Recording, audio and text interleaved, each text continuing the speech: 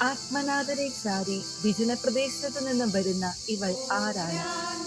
ഉത്തമഗീതത്തിലെ ഈ വചനം വർഷങ്ങൾക്കിപ്പുറം ഇറ്റലിയിലെ ബൊളോഞ്ഞയിൽ ബോദ്രി എന്ന ഒരു കൊച്ചു ഗ്രാമത്തിൽ ഒരു ചെറിയ പെൺകുട്ടിയുടെ നേരെ അലയടിക്കുന്നു. പ്രാർത്ഥനയും പരസ്നേഹവും കൊണ്ട് നെയ്തെടുത്ത അവളുടെ എളിയ ജീവിതത്തിന്റെ ശക്തി സ്രോതസ് വിശുദ്ധ കുർബാനയായിരുന്നു.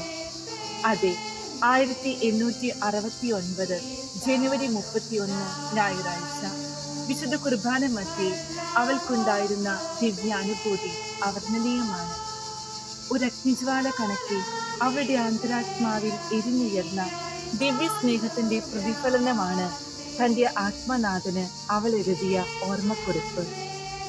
തന്റെ ബലഹീനതകളും അയോഗ്യതകളും ഏറ്റുപറയുന്ന വിശുദ്ധ ക്ലേലിയായുടെ സ്നേഹത്തിന്റെ തുറന്ന പ്രഖ്യാപനമാണ് ഈ കത്ത്.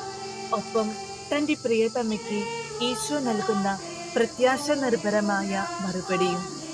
വിശുദ്ധ ക്ലേലിയ എഴുതിയ ഈ കത്തിലെ ഈരടികൾ തന്നെ ഇന്നേ ദിവസം നമ്മുടെ ഹൃദയത്തിന്റെ താളവും ആത്മാവിന്റെ പ്രാർത്ഥനയുമായി മാറട്ടെ. കർത്താവെ, അങ്ങയുടെ ഹൃദയം തുറന്ന് സ്നേഹജ്വാലകൾ എന്നിലേക്ക് ആവഹിപ്പിക്കണമേ. ഞാനും അങ്ങയോടുള്ള സ്നേഹത്താൽ ജ്വലിക്കുവാൻ നീ അനുഗ്രഹിക്കണേ. ആമേൻ.